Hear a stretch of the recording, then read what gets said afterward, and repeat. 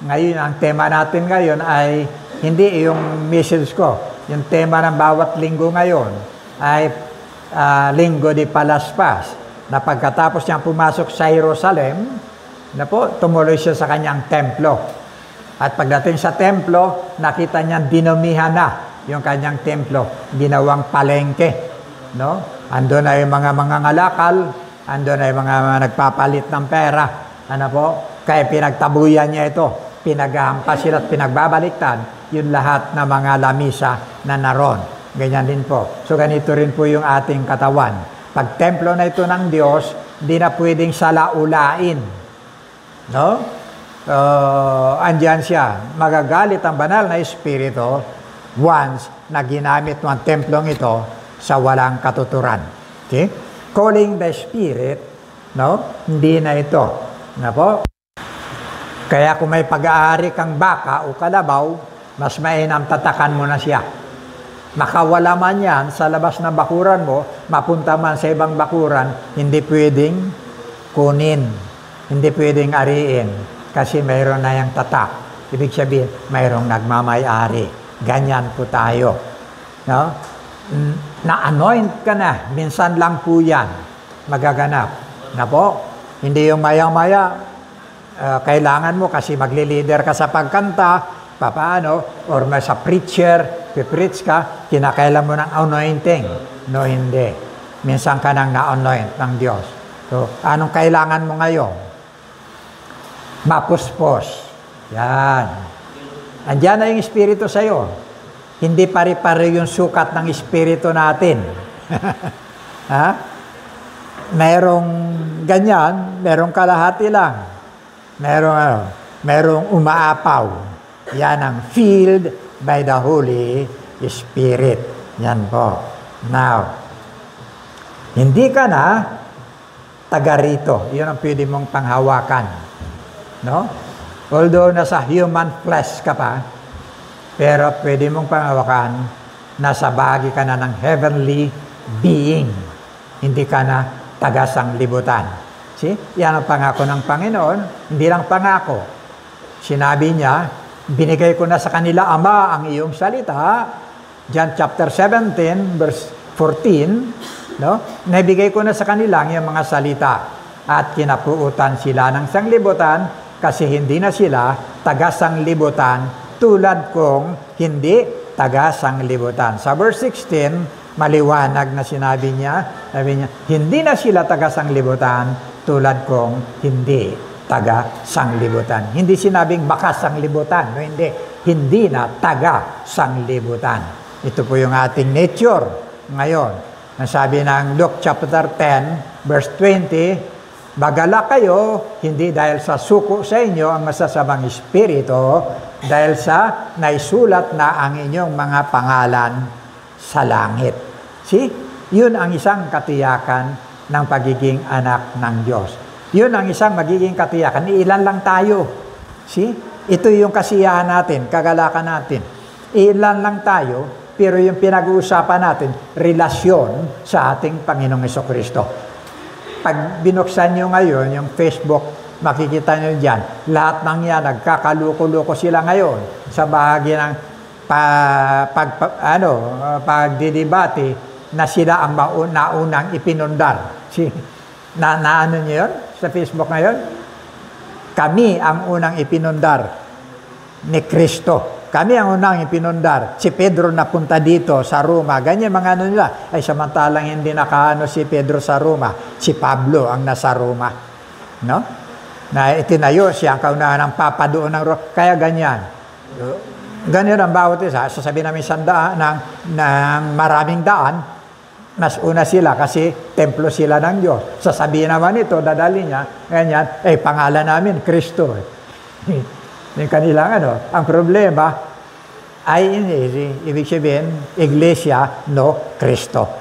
Kasi hindi naman nila paniniwalaan talaga na si Kristo ay Diyos. Pero, tinatanghal nila, ang sino mang pumasok dito sa amin, sa building namin, at manatiling kaanib, maliligtas. Relihiyon, yung kanilang dinadala, hindi relasyon sa Diyos. Kaya makikita mo lahat yan nagaganap ngayon, ganyan na. Lumitaw na ngayon dyan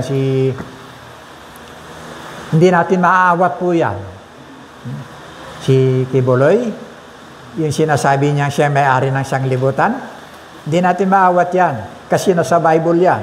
Pag binuksan siya Matthew chapter 24, verse 23, siya yan. Nandyan talaga yung mga bulaang propeta nalilitaw na. Kaya andyan po yan. Hindi natin maaawat po yan. Isang bahagi na kung saan pinoportrina niya yung katotohanan na nasa Biblia, na lahat ng kaluluwa dadaan sa Kanya. See? Lahat ng kaluluwa ng tao. Imagine, kaya sabi ko, pag nagsalita itong ganito at ikaw nagbabasa ng Biblia, malalaman mong malaki ang tama. Kaya minsan sabi ko, pero hindi. Yun ang bahagi na kung saan pinatututuhanan niya yung takbo ng panahon na kung saan katugunan sa sinabi ng ating Panginoong Jesucristo. Marami ang lilitaw, na bulang propeta na magsasabi, ako ang Kristo. See? Pag sinabing ganyan, huwag kayong pupunta, huwag kayong mag-ano, So, ipinaano na po yan sa atin. Now, ang topic natin, restoration. Anong restoration? Pagbabalik muli sa dating kalagayan, to restore. Ano po? Yan po. So, pray tayo. Amang banal, marami pong salamat muli. Kailangan namin, Panginoon, ang iyong bendisyon sa bahagi Diyos ng aming pagpapatuloy. At pinupuri ka namin, Panginoon, na sa bahagi pong ito, Panginoon, patuloy na binibigay mo po ang sentro ng katotohanan sa iyong mga salita. At patuloy pagpalain mo po kami lahat. Buksan mo, Panginoon, ang bahagi ng aming mga kaisipan na kulang man ang mga bahagi ng pagpapaliwanag, pero sa bahagi Diyos ng panguna ng banal na Espiritu, iuudyok mo po sa bawat isa ang bahagi ng katotohanan, Panginoon, na nais mo pong may tanim sa bawat isa sa amin. Bless mo po kami lahat sa pangalan ng Panginoon Kristo. Amen. Amen. Restoration. Alam po ng Diyos na babagsak ang tao sa kasalanan. Diba? Kaya gumawa siya ng pansalo para hindi tuluyang bumagsak ang tao sa kapahamakan. Diba? Diyan ang Genesis chapter 3 verse 15. Nandyan po yan. Pero babalikan na lang po natin yan.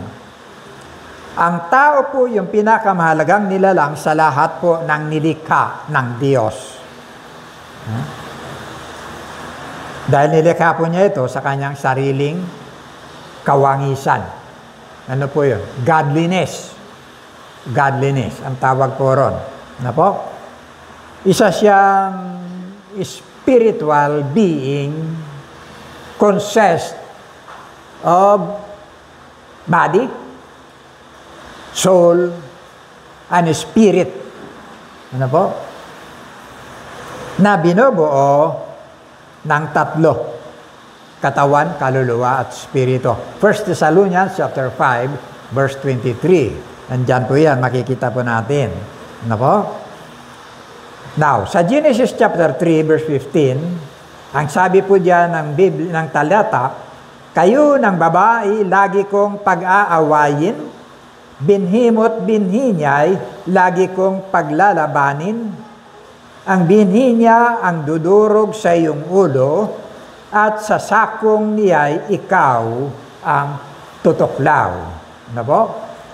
Yung babae pong tinutukoy dito ay isang babaeng bansa.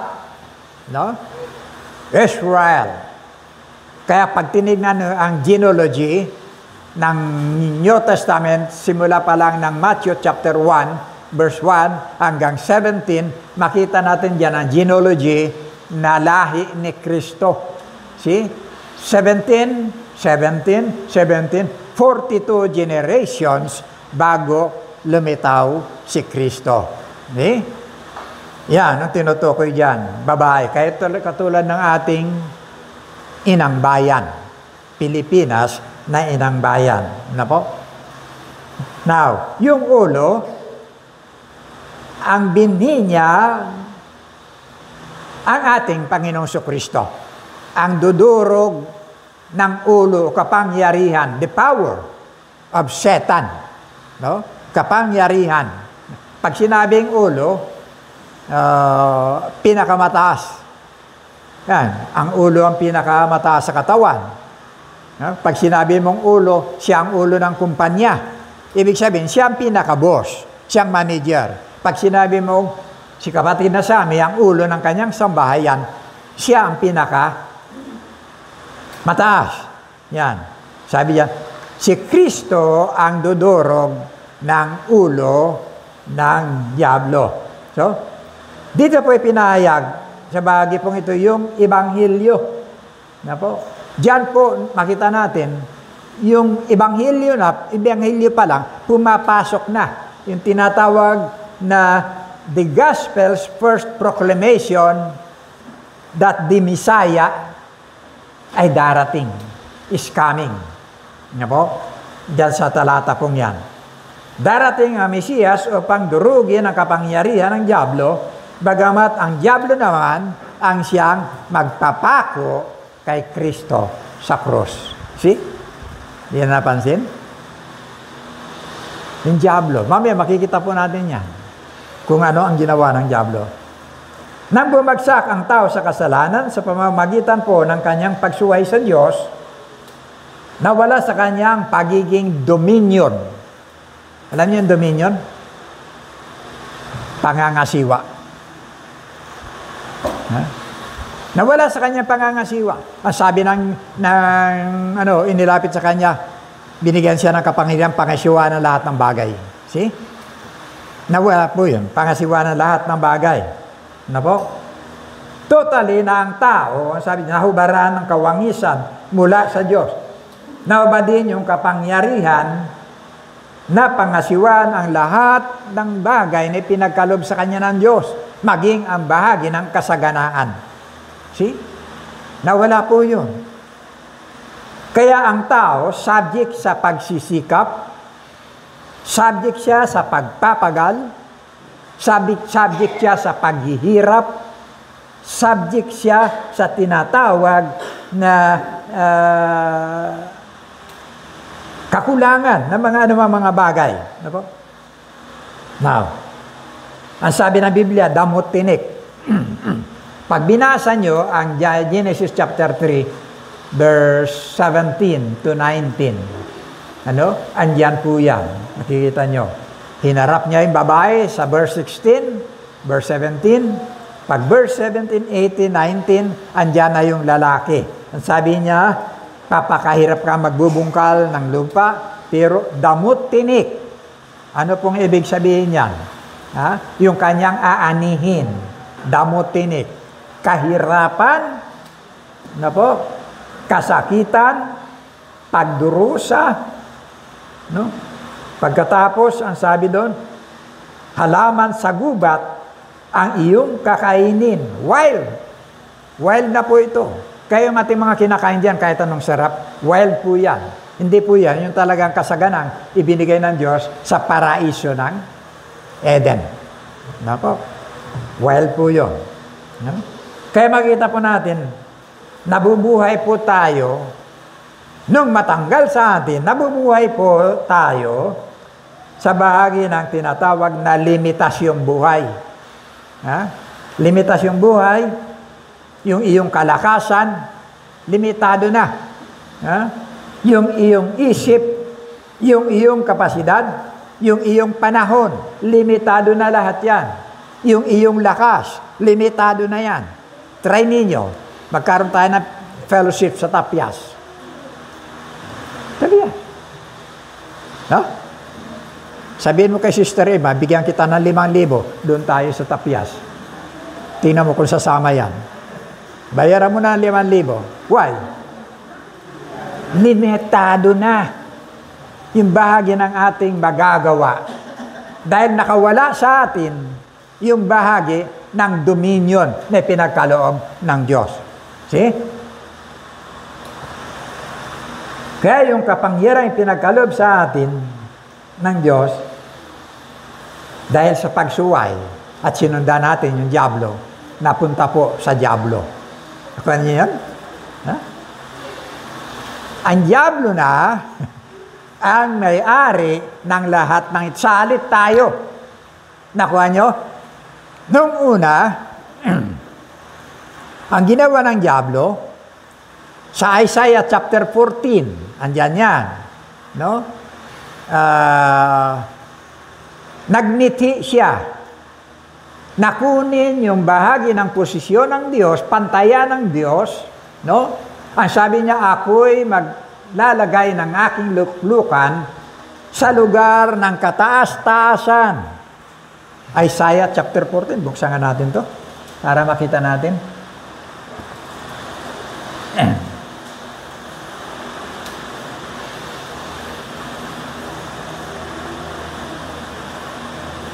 Isaiah.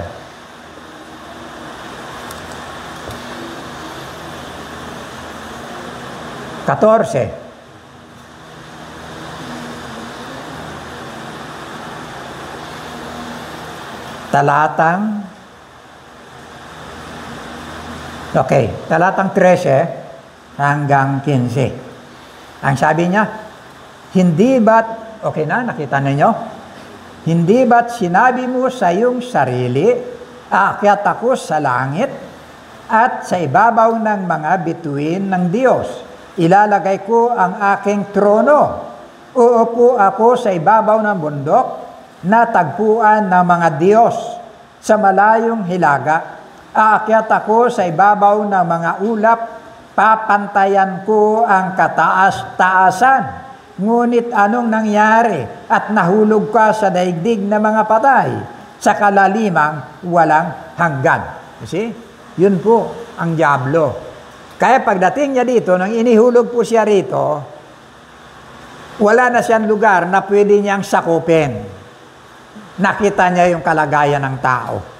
Kaya kinuha niya ang bahagi ng posisyon ng tao bilang tagapangasiwa na ginawa ng Diyos dito sa sanglibutan, sa daigdig na ito.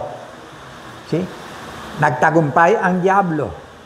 Kaya makita natin, siya na ngayon ang mayroong puwersa na magdominyon sa lahat ng bagay at maging sa tao. Na po? Kaya ang sabi ng 1:8:44, ang inyong ama ay ang diablo. See? Siya na ang nakaposisyon. Hindi na yung tao na siyang tagapangasiwa. Siya na. Ang sabi ng 2 Corinthians chapter 4, verse 4. Ano po? Siya na ang Diyos. Sabi niya, siya ang tagabulag kung anumang bahagi ng katotohanan na nakikita natin, no? Ang diablo ang bumubulag para hindi natin makilala ang katotohanan, ang Diyos. Ano po? Diyan po. So, miniti po ng diablo ang bahagi ng posisyon. Nawalan siya na, bigo siya sa langit, pero dito, nagtagumpay siya sa lupa. Ano po? Nakuha niya ang bahagi ng kapangyarihan. Now, sabi dito, restoration, to bring back, ibalik na muli sa dating kalagayan. To restore, sabi diyan, no? Genesis chapter 3, verse 21, diyan pa na lang, ipinakita na ng ating Panginoon Kristo ang bahagi ng tinatawag na demonstration. Ano po? Ito na. Ang mag-asawa'y iginawa ni Yahweh ng damit mula sa balat ng hayop. Hindi po naging karapat-dapat sa Diyos yung ginawa ng tao. Na pagkatapos nilang magkasala, natuklasan nilang kanilang sarili na sila'y hubad, hindi lang hubad na pisikal. Yung godliness, kadiyusan ng kalikasan na wala na sa kanila. Na ba? Gumawa sila ng panapi sa sarili nilang pag-iisip, sa sarili nilang kalooban, sa sarili nilang diskarte, sa sarili nilang pamamaraan, no? Pero hindi naging karapat-dapat ang lahat ng ito sa Diyos. Kaya yan po yung relihiyon ngayon. Na po? Ang relihiyon, nananatili po yan para lang mayroon kang magamit na siya inaakala mo, pamamaraan na makabalik ka sa Diyos. No? Pero tanungin mo ang lahat ng mga nandyan. No? Sigurado ka pa, pagka namatay ka, alam mo kung saan. Hindi. See? Kasi walang ituturo ang relihiyon. Gawa lang ng tao yon. Pero dito, pinakikita natin, si Genesis chapter 3, verse 21, ang Diyos mismo nagkatay, pinalitan yung kanilang panakip sa katawan na mayroong buhay, mayroong dugo, at mayroong isang bagay na walang kinalaman sa kasalanan na ginawa ng tao. See? Tumubos para lang maging panakip sa bahagi ng kasalanan ng tao. Yun po yung bahagi ng katauhan ng ating Panginoong Jesucristo. Okay? Now, nawala po si Kristo, kung titignan po natin sa lahat ng kaganapan ngayon, nawala si Kristo. Pansinin po ninyo, nung kailan yun, halos, nakita ko sa Facebook, halos hindi mahulugan ng karayom. Grabe talaga. Sabi ko, Panginoon, tama yung sabi ng Biblia. Ang daming papasok talaga sa maluwang na daan. Napakarami. Diba? Ito po yung nagaganap po ngayon. Magtatatag ng relihiyon, pupunuan ng mga imaheng gawa rin ng kamay ng tao, simula sa bata, sa ina, sa nagpapasa ng krus, sa nakapako, sa nakahiga sa eskaparate. See? Nakita ba ninyo sa Facebook? Yung mga pare? Hindi po ako tinutukoy ko na yan. Kasi, yung parang bistayan, parang mahigaan na ganyan, nakahiga, tapos sila ginaganyan nila lahat, puro yan, nakapaikot, nakahiga sa gitna yung estatwa, imahin ni Kristo. No? Andun. Pinaghihili nila. Imagine. See? Pinaghihili nila.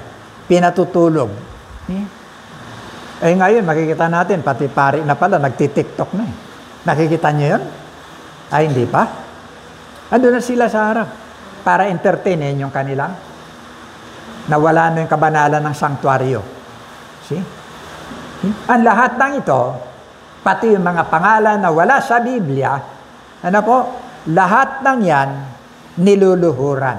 Sasabihin nila, hindi namin sinasambay. See?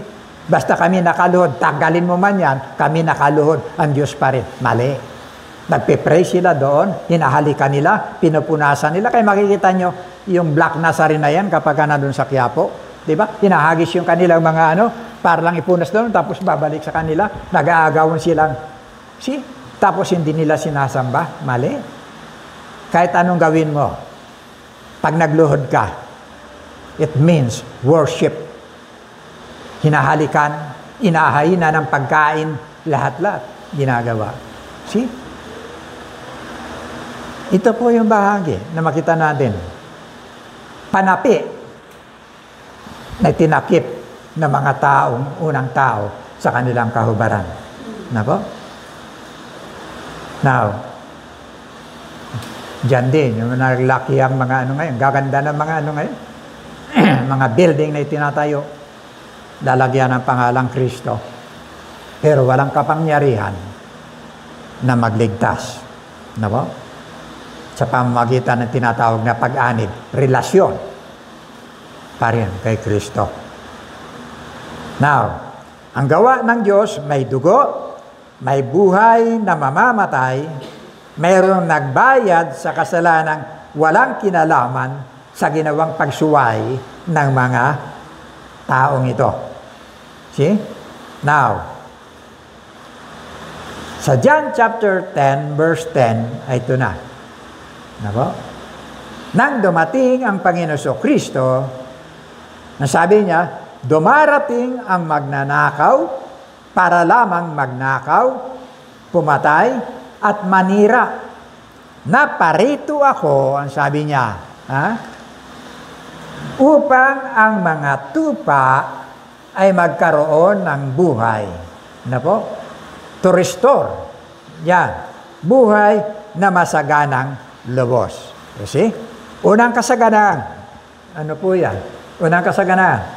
Yung pinakita po natin, pinag-aralan natin ng mga nakarang Ephesians chapter 1 verse 3, yan ang unang kasaganaan. No? Hindi lang na uhukay ng tao. No? Ephesians chapter 1 verse 3, ang sabi diyan, spiritual, pagpapalang mula sa langit. Basahin nga natin to.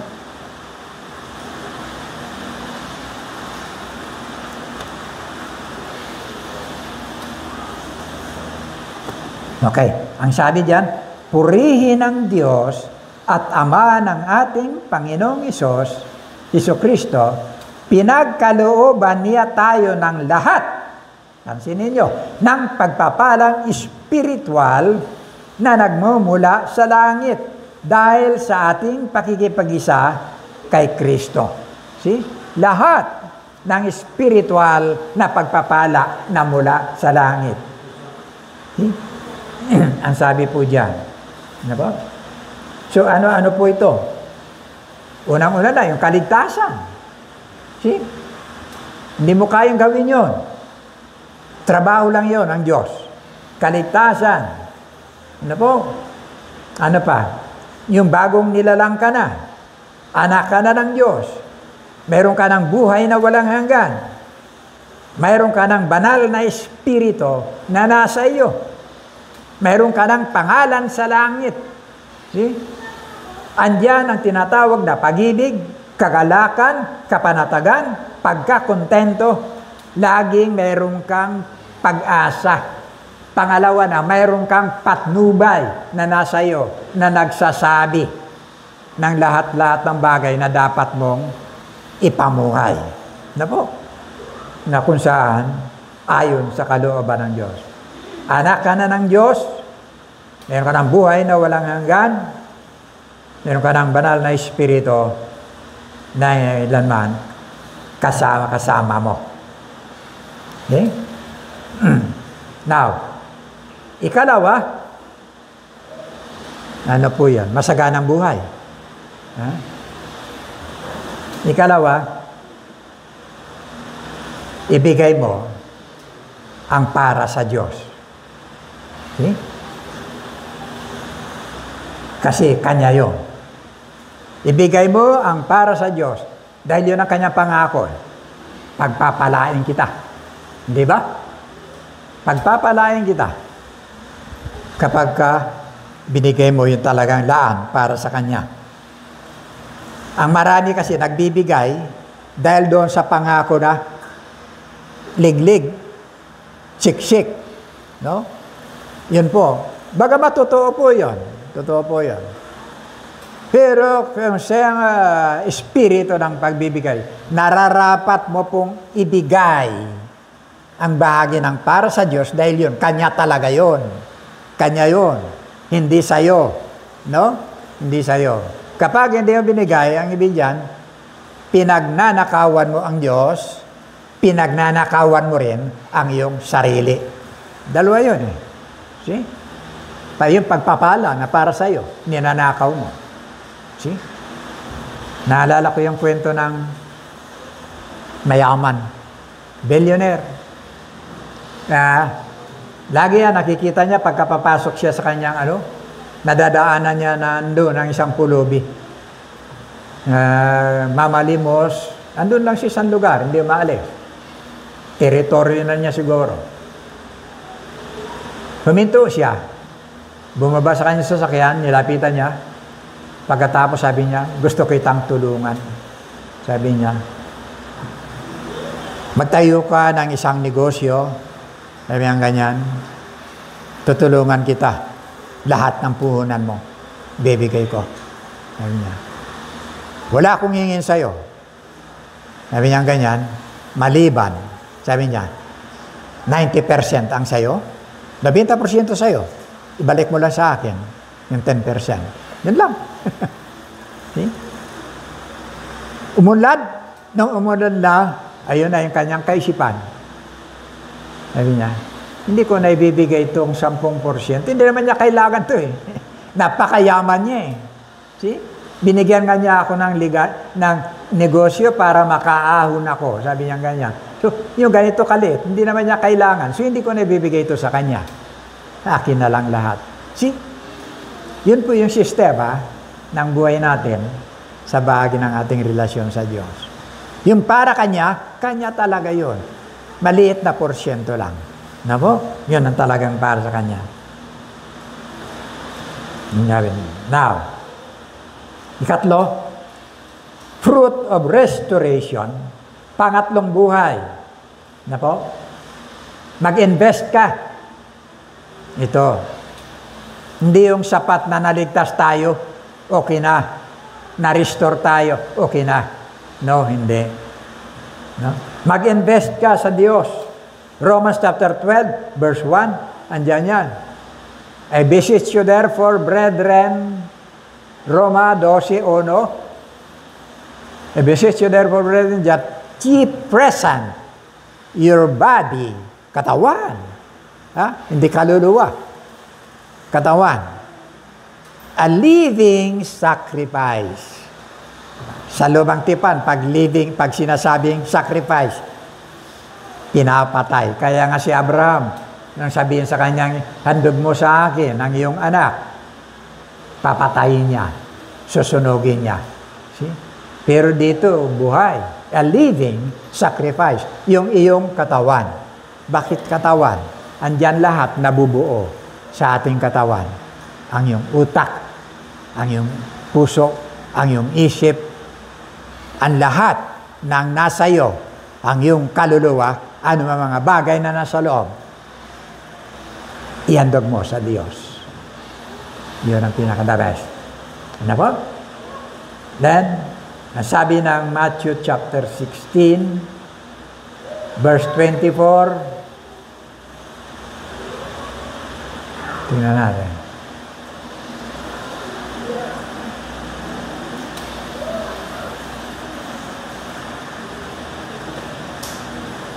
Matthew chapter 16, verse 24. Sinabi ni Jesus sa kanyang mga alagad, sino mang nagnanais sumunod sa akin, ay kailangang itakwil ang kanyang sarili, pasanin ang kanyang cross, at sumunod sa akin. Okay? Mahirap po, di ba?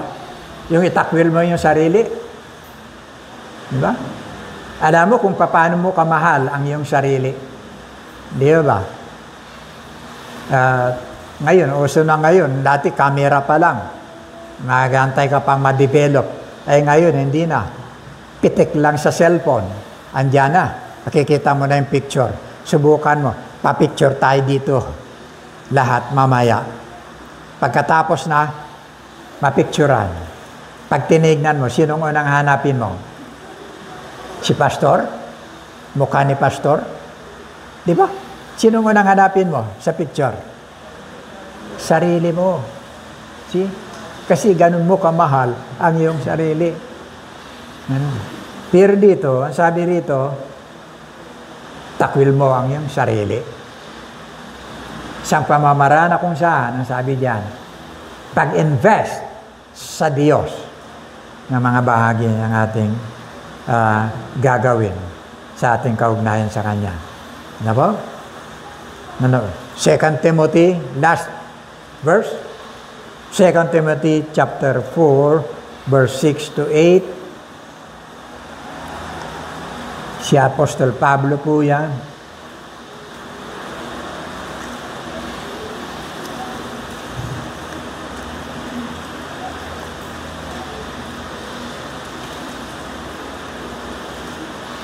Chapter 4, verse 6,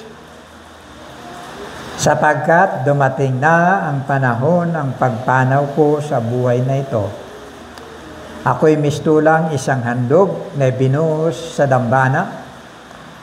Pinagbuti ko ang aking pakikipaglaban.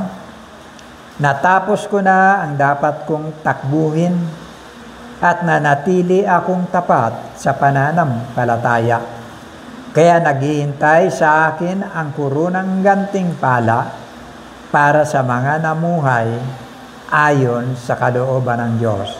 Sa araw na iyon, ang Panginoon na siyang makatarungang hukom ang siyang magpuputong sa akin ng korona, hindi lamang sa akin, kundi sa lahat ng nananabi sa kanyang pagbabalik.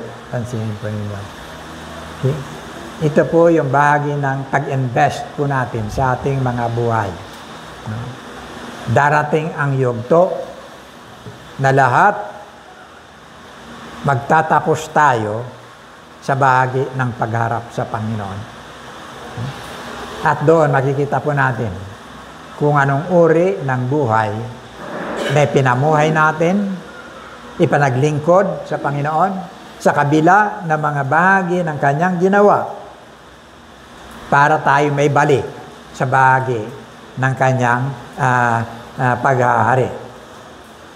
Mag-invest sa Diyos, hindi po sapat na naibalik na po muli ang ating kaugnayan sa Diyos, kundi ipaglingkod po natin muli yung ating mga sarili para sa Panginoon. Ito po yung pinakamahalaga.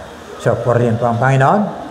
Tayo po ay muling manalangin. Amang Banal, marami pong salamat sa isang payak na mensahe na kung saan, o Diyos, ipinakikita mo po kung gaano kami kahalaga para sa iyo.